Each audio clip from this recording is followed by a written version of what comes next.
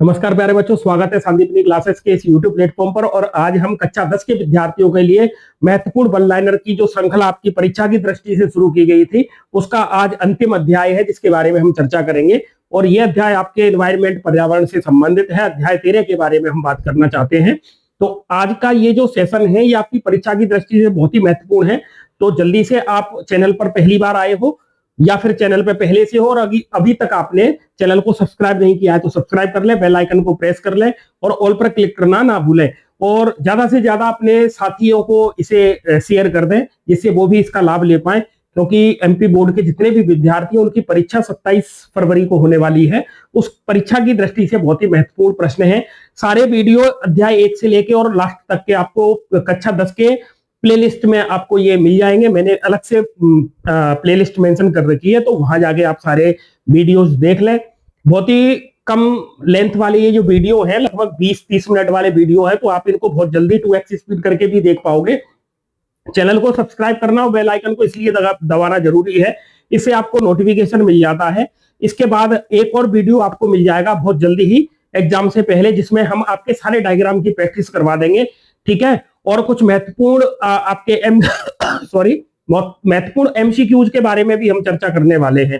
तो आपको अभी इससे संबंधित एक ये वीडियो, इसके अलावा 2 वीडियो और आपको कल तक मिल जाएंगे, ठीक है। आपके एग्जाम से पहले पहले ये सारी चीजें आपको मिल जाएंगी, तो इनको एक बार देख लें, वीडियो को ज्यादा से ज्यादा शेयर करें। और चलिए शुरू करते हैं हम आज की इस महत्वपूर्ण बिंदुओं पर और महत्वपूर्ण प्रश्न उत्तरों पर अपन चर्चा करने वाले हैं, ठीक है। देखिए सबसे पहला प्रश्न दिया हुआ है, जैव निम्नकरणीय पदार्थ क्या होते हैं। देखिए ऐसे पदार्थ जो सूक्ष्म जीवों की क्रिया द्वारा उनको सरल पदार्थों में तोड़ दिया जाता है, उन्हें हम जैव निम्नकरणीय पदार्थ कहते हैं। जैसे फलों के छिलके हैं, सब्जी के छिलके हैं, है ना, केक है, नींबू है या फल है, नींबू की जगह फल आ जाए तब भी हमें यही आंसर लिखना है। दूसरा प्रश्न है, निम्नलिखित में से कौन पर्यावरण के मित्र की तरह व्यवहार करते हैं। तो देखिए हम कपड़े के थैले का इस्तेमाल करते हैं, अर्थात हम पर्यावरण के हितैषी के रूप में कार्य करते हैं। और हम पॉलीथीन का उपयोग करते हैं तो हम पर्यावरण को क्षति पहुंचा रहे होते हैं, ठीक है। जैसे हमने अपना काम बंद कर दिया, स्कूल की बात करें, कॉलेज की बात करें, आपके घर की बात करें,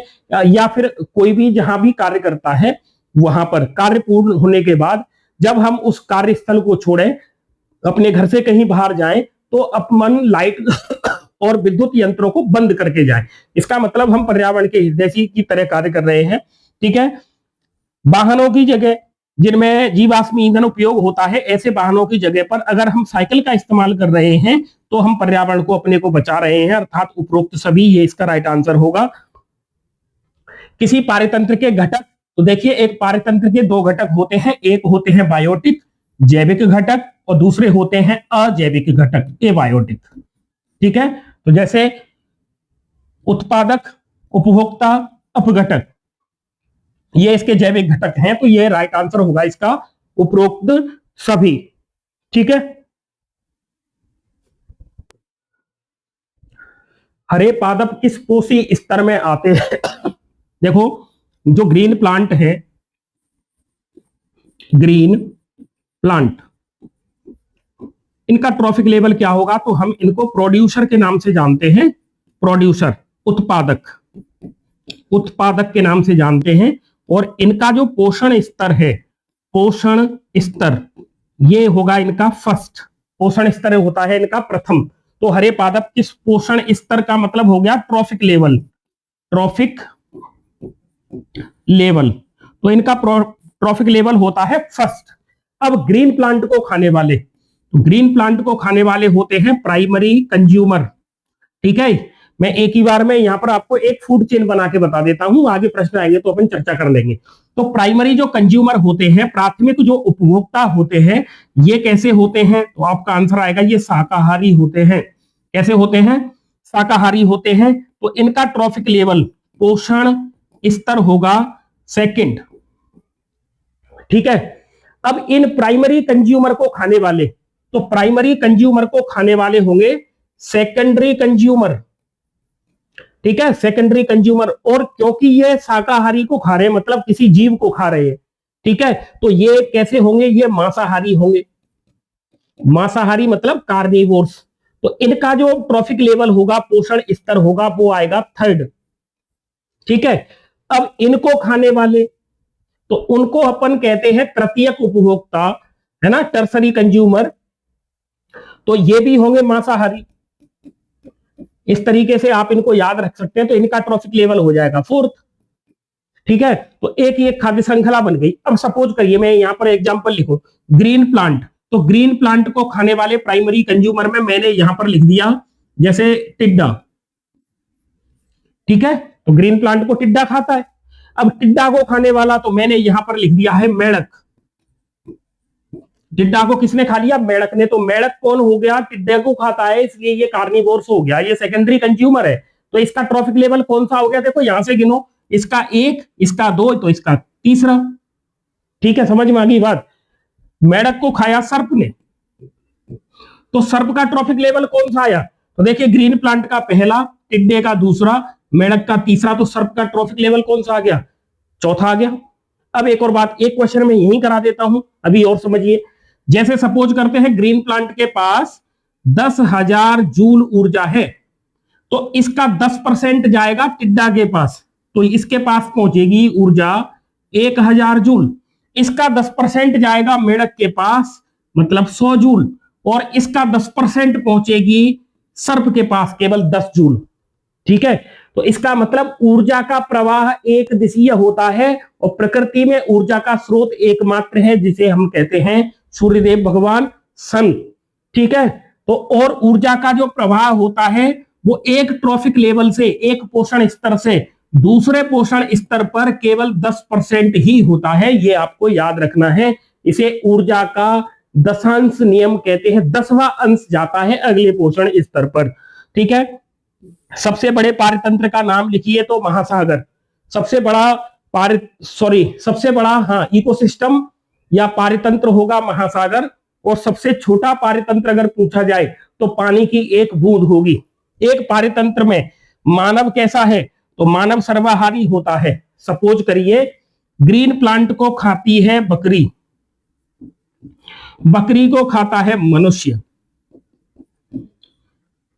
तो अब मनुष्य कैसा हो गया? सर्वाहारी। क्यों? क्योंकि ये बकरी को खाता है, अर्थात ये मांस खा रहा है, और ये ग्रीन प्लांट को खाता है, जैसे गेहूं खाता है, प्लांट के उत्पाद खाता है, तो ये हो गया शाकाहारी। और ऐसे जीव जो हर्बीवोर और कार्निवोर्स दोनों को खाते हैं, उन्हें ओमनीवोर कहते हैं, सर्वाहारी कहते हैं।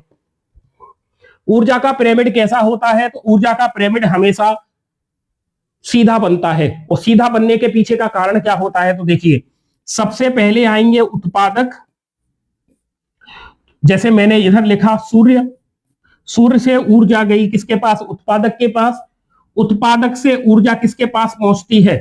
तो उत्पादक से ऊर्जा पहुंचेगी प्राथमिक उपभोक्ताओं पर, फिर पहुंचेगी द्वितीयक उपभोक्ताओं पर, फिर पहुंचेगी तृतीयक उपभोक्ताओं पर। ऐसे ही तो जाएगी।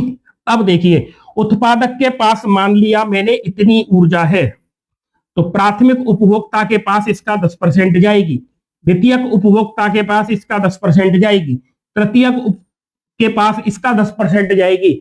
तो जो पिरामिड बना वो इस तरीके से बनता है। अर्थात ऊर्जा, सपोज करते हैं यहां पर 1,000 जूल है, मैं 10,000 कर दूं तो यहां पर 1,000 जूल जाएगी, फिर यहां पर 100 जूल जाएगी, फिर यहां पर 10 जूल जाएगी। इसका मतलब ऊर्जा का प्रवाह देखिए ऐसे घटता हुआ जा रहा है, घटता हुआ जाता है। तो ऊर्जा उत्पादकों के पास सबसे अधिक होती है, उपभोक्ताओं के पास, जो चरम उपभोक्ता होता है उसके पास सबसे कम होती है।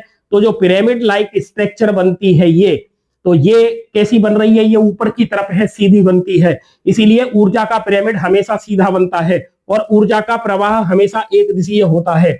ये जो पिरामिड बनता है इसका ये जो बेस है ना, आधार, इस पर उत्पादक होते हैं, और इसके अपेक्स पर, इसकी शीर्ष पर टॉप कंज्यूमर होते हैं। ध्यान रखना है आपको। ओजोन परत किसके द्वारा खराब होती है? ओजोन परत को हानि पहुंचाने वाले रसायन का अगर नाम पूछा जाए तो क्लोरोफ्लोरोकार्बन, CFC, क्लोरोफ्लोरोकार्बन होती है। और क्लोरोफ्लोरोकार्बन का उपयोग कहां होता है? तो आपका आंसर आएगा, क्योंकि ये गैस ठंडा करने का काम करती है। इसका मतलब एसी और फ्रिज में ये गैस काम आती है। पारतंत्र में ऊर्जा का प्रवाह मैंने आपको बता दिया है, हमेशा एक दिशीय होता है। विश्व पर्यावरण दिवस कब मनाया जाता है? तो आपका आंसर आएगा 5 जून को विश्व पर्यावरण दिवस मनाया जाता है। ठीक है। वीडियो आपको अच्छा लगे तो वीडियो को लाइक और शेयर कर दें, साथ ही चैनल को सब्सक्राइब कर लें, क्योंकि अभी आपके कुछ महत्वपूर्ण टॉपिक जिन पर, जैसे कि हम आपको डायग्राम बनाने की प्रैक्टिस अभी कराएंगे, एक और वीडियो आ रहा है इसके जस्ट बाद, और कुछ महत्वपूर्ण एमसीक्यूज के बारे में भी अपन चर्चा करेंगे। तो आप चैनल को सब्सक्राइब करके रखें। ठीक है। विभिन्न जैविक स्तरों पर भाग लेने वाली जो जितने भी जीव हैं एक श्रृंखला बनाते हैं, जिसमें क्या होता है, एक जीव दूसरे जीव को खाता है, तो हम उसे कहते हैं फूड चेन, आहार श्रृंखला या भोजन श्रृंखला। जैसे ये एक जीव हो गया पादप, इसको खाया बकरी ने, ये भी तो कोई जीव है, बकरी को खाया भेड़िए ने, भेड़िया को खाया शेर ने। तो आप यहां क्या समझे, देखिए पादप को खाती है बकरी, लेकिन बकरी को कौन खाता है, भेड़िया, भेड़िया को कौन खाता है, शेर। तो एक जीव दूसरे जीव को खाता है, अर्थात एक जीव दूसरे जीव को खाता है तो दूसरे जीव का शिकार भी बनता है। इसे कहते हैं खाद्य श्रृंखला, जो हमेशा एक दिशीय चलती है, अर्थात ऊर्जा का प्रवाह एक दिशीय होता है। ठीक है। अगला देखिए क्वेश्चन नंबर 11, जीवाणु और कवक ये जटिल कार्बनिक पदार्थों को सरल अकार्बनिक पदार्थों में तोड़ने वाले होते हैं। इनको हम अपघटक के नाम से जानते हैं। डिकम्पोजर कहते हैं बैक्टीरिया और फंजाई को। वर्षा के पानी को एकत्रित करना वर्षा जल संग्रहण कहलाता है। हरे पौधे को हम उत्पादक कहते हैं, क्योंकि ये प्रकाश संश्लेषण की क्रिया द्वारा भोजन का उत्पादन करते हैं। एक ट्रॉफिक लेवल से दूसरे ट्रॉफिक लेवल तक, एक पोषण स्तर से दूसरे पोषण स्तर तक जो ऊर्जा का ट्रांसफर होती है, ऊर्जा वो 10% होती है, इसे ऊर्जा का दशांश नियम कहते हैं। संपूर्ण विश्व में मनुष्य के क्रियाकलापों से जो हमारे एनवायरमेंट का टेम्परेचर इंक्रीज हुआ है, इसे हम ग्लोबल वार्मिंग के नाम से जानते हैं, और इसके लिए जिम्मेदार होती है CFC, क्लोरोफ्लोरोकार्बन। ठीक है। क्योंकि इस CFC के कारण कौन सी परत नष्ट हो रही है, ओजोन परत नष्ट होती है। ओजोन परत जब नष्ट होती है तो यूवी रे डायरेक्ट पृथ्वी पर आती हैं। और एक और काम क्या होता है, क्योंकि ग्लोबल वार्मिंग में किसकी मात्रा बढ़ी, कार्बन डाइऑक्साइड की। कार्बन डाइऑक्साइड की जो मात्रा बढ़ती है ये किसको इंक्रीज कर देती है, ये टेम्परेचर को बढ़ाती है, इसी को ग्लोबल वार्मिंग कहते हैं। ठीक है। तो ये जो CFC है ये भी खतरनाक है पर्यावरण के लिए, और कार्बन डाइऑक्साइड की मात्रा बढ़ना ये भी खतरनाक होता है। ठीक है। खाद्य जाल किसे कहते हैं, तो अनेक खाद्य श्रृंखलाएं आपस में मिलकर, अनेक खाद्य श्रृंखलाएं परस्पर मिलकर एक जटिल संरचना बनाती है, एक जटिल जालनुमा संरचना बनाती है, जिसे खाद्य जाल कहते हैं। खाद्य जाल में जो ऊर्जा का प्रवाह है, ऊर्जा का जो प्रवाह है वो एक दिशीय होता है, एक दिशीय होता है, याद रखना। लेकिन इस ऊर्जा के जो पथ होते हैं, चैनल, वो कैसे होंगे, तो मल्टी चैनल होते हैं, बहुपथीय होती है, बहुपथीय होती है ऊर्जा के प्रवाह। ठीक है। पौधे अपना भोजन एक क्रिया द्वारा बनाते हैं, इसको फोटोसिंथेसिस, प्रकाश संश्लेषण कहते हैं। और आपको पता है प्रकाश संश्लेषण के लिए पौधे को जो रिक्वायरमेंट होती है, तो प्रकाश संश्लेषण के लिए पौधे को 4 घटकों की जरूरत पड़ती है। Number 1 H2O, number 2 CO2, number 3 chlorophyll, chlorophyll जो कि कहां मिलेगा, तो आपका आंसर आएगा लीफ में मिलेगा। नंबर 4 सनलाइट, सनलाइट सूर्य का प्रकाश कहां से आएगा, तो आपका आंसर आएगा सन। H2O कहां से एब्जॉर्ब होगा, सोइल से, किसके द्वारा होगा, बाई रूट, है ना। CO2 कहां से आएगी, तो आपका आंसर आएगा इन्वायरमेंट से, पर्यावरण से आती है, किसके द्वारा, तो आपका आंसर आएगा स्टोमेटा के द्वारा। किसके द्वारा, स्टोमेटा के द्वारा। ठीक है। इनके बारे में हमने डिटेल में चर्चा की हुई है लाइफ प्रोसेस वाले चैप्टर में, तो आप वो चैप्टर अगर आपने अभी तक वीडियो नहीं देखा है तो प्लेलिस्ट में जाके आप उसे देख सकते हो। ठीक है। वे पदार्थ जो सूक्ष्म जीवों द्वारा तोड़ दिए जाते हैं उन्हें कहते हैं बायोडिग्रेडेबल पदार्थ हैं, जैव निम्नकरणीय पदार्थ हैं। जो पदार्थ सूक्ष्म जीवों द्वारा अपघटित नहीं होते हैं, तो अ कोई लगाना है, जैव के आगे अ लगा दो तो अजैव निम्नीकरण पदार्थ हो जाएंगे ये। अपशिष्ट क्या है, ऐसे पदार्थ जो उपयोग के उपरांत त्याग दिए गए हैं और वातावरण को प्रदूषित करते हैं, उन्हें अपशिष्ट कहते हैं। पोषण के आधार पर उपभोक्ता 3 प्रकार के होते हैं, एक होते हैं शाकाहारी, एक होते हैं मांसाहारी, सर्वाहारी, हर्बीवोर, कार्निवोर्स और ओमनिवोर्स। ओजोन परत में छिद्र सबसे पहले देखे गए थे 1985 में। अंटार्कटिका महाद्वीप पर देखे गए थे। ग्लोबल वार्मिंग के लिए ग्लोबल वार्मिंग किस कारणों से होती है, कारण पूछे गए हैं। तो वृक्षों की अत्यधिक कटाई से क्या हुआ, वायुमंडल में CO2 की मात्रा बढ़ गई। जीवाश्म ईंधन, जीवाश्म ईंधन में कौन कौन आता है, जैसे कि कोयला, जैसे कि डीजल, जैसे कि पेट्रोल, बायोगैस, ये सभी है ना, CNG जैसे अपन इन सबको जलाते हैं। तो जीवाश्म ईंधनों के दहन से, इनको जब हम दहन करते हैं, जलाते हैं, तो इससे क्या होगा, कार्बन डाइऑक्साइड और कार्बन मोनोऑक्साइड ये गैस उत्पन्न होती है, इनसे ग्लोबल वार्मिंग होती है। ठीक है। एरोसोल जैसे कि कार्बन, क्लोरोफ्लोरोकार्बन CFC, इसका उपयोग एसी फ्रिज में प्रशीतलक के रूप में करते हैं, ठंडे करने के लिए करते हैं। ये गैस भी खतरनाक है, ग्लोबल वार्मिंग के लिए जिम्मेदार है। ठीक है। अगला देखिए, पर्यावरणीय प्रदूषक, जो पदार्थ पर्यावरण को दूषित करते हैं, पर्यावरणीय प्रदूषक कहलाते हैं। ठीक है। और 3 अजैव निम्नीकरणीय प्रदूषकों के नाम पूछे गए हैं, तो जैसे कि प्लास्टिक है, पॉलीथीन है, या फिर एग्रीकल्चर में काम आने वाले जो केमिकल हैं, जिन्हें कृषि रसायन कहते हैं, ये सब क्या करते हैं, ये पर्यावरण को प्रदूषित करते हैं। अब देखिए महत्वपूर्ण प्रश्न है, जैव निम्नीकरणीय प्रदूषक और अजैव निम्नीकरणीय प्रदूषक में अंतर।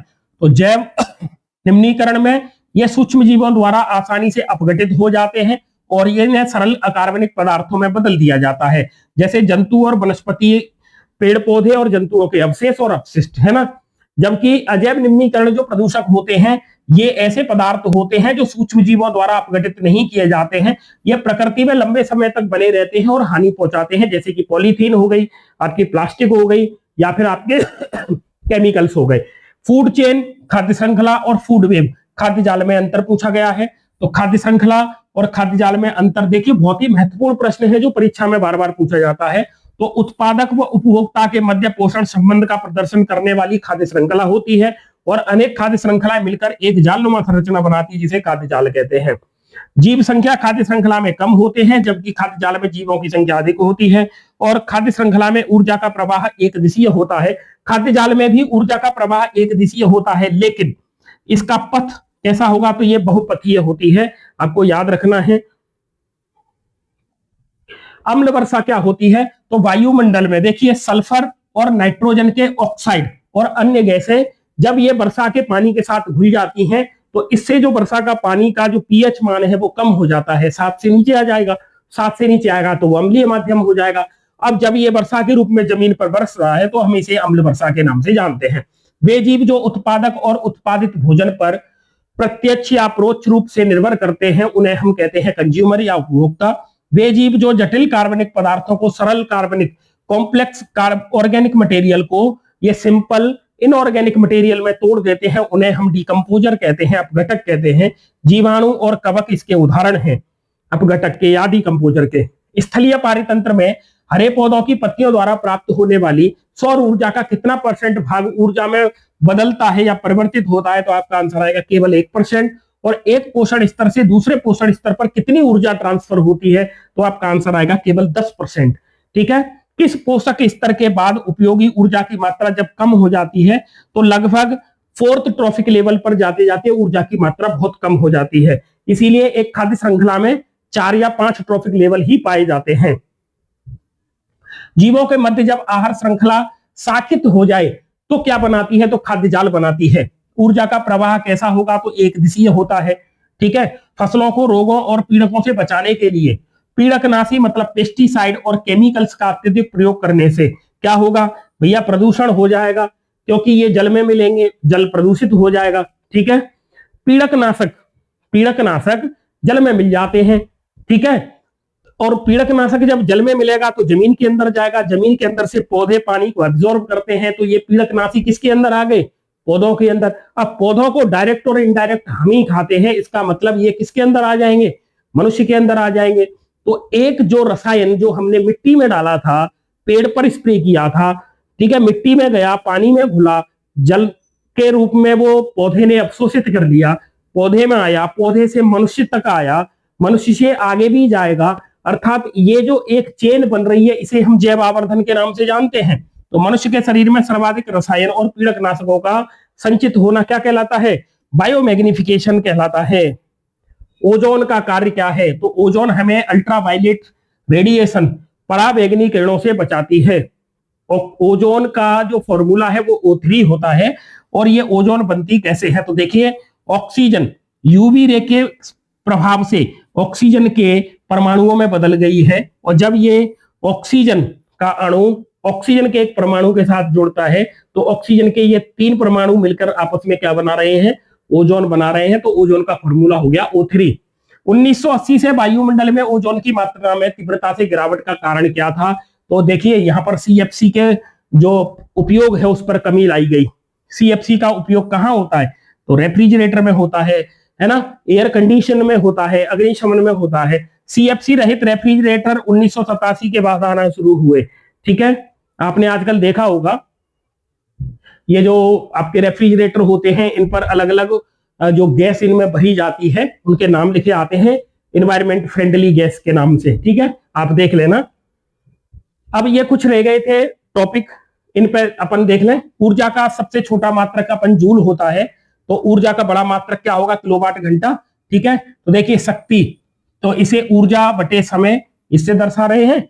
तो शक्ति का मात्रक होगा ऊर्जा का मात्रक बटे समय का मात्रक, अर्थात ऊर्जा का मात्रक हो गया जूल, समय के लिए समय, या फिर इसे दर्शा सकते हैं अपन जूल प्रति सेकंड में। तो जूल प्रति सेकंड को वैज्ञानिक जेम्स वॉट के सम्मान में हम वॉट भी कहते हैं। तो शक्ति का बड़ा मात्रक हो जाएगा किलोवाट।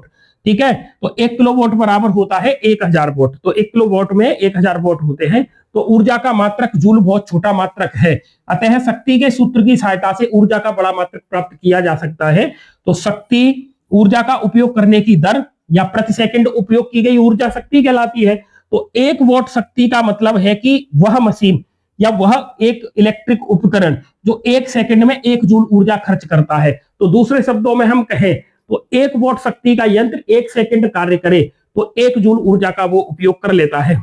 1 जूल ऊर्जा बराबर होता है 1 वॉट शक्ति का यंत्र बराबर 1 सेकंड समय तक कार्य करना। तो 1000 जूल ऊर्जा बराबर होगा 1000 वॉट इंटू 1 सेकंड।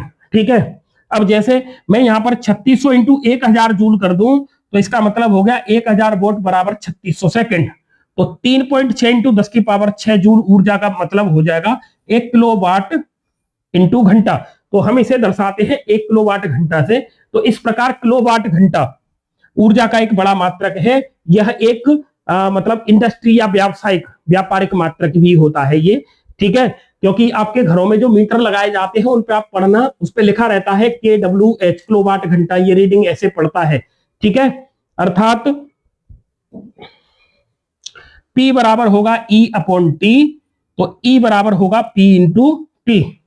ठीक है, तो इस तरीके से ये जो हमने अभी चर्चा की है, मैं इसे स्क्रॉल कर देता हूं, आप अगर इसे एक बार वीडियो को पॉज करके फिर से दोबारा देख सकते हो।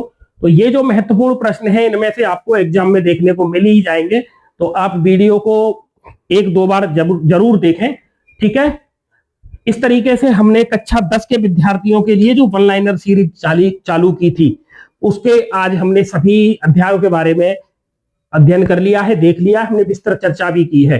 ठीक है, अब आपके एग्जाम जो 27 को होने वाला है, 27 फरवरी को, उससे पहले हम आपको इनके कुछ विज्ञान के महत्वपूर्ण चित्रों के बारे में, डायग्राम को भी बताएंगे। ठीक है, प्रैक्टिस कराएंगे डायग्राम किस तरीके से ड्रॉ करना है। ठीक है, और कुछ MCQs पर भी चर्चा करेंगे। तो आप चैनल को सब्सक्राइब करके रखें और बेल आइकन को दबाना ना भूलें, जिससे कि आपको नोटिफिकेशन मिलता रहेगा। ठीक है, तो आज के लिए बस इतना ही, मिलते हैं अगले वीडियो में। जय हिंद।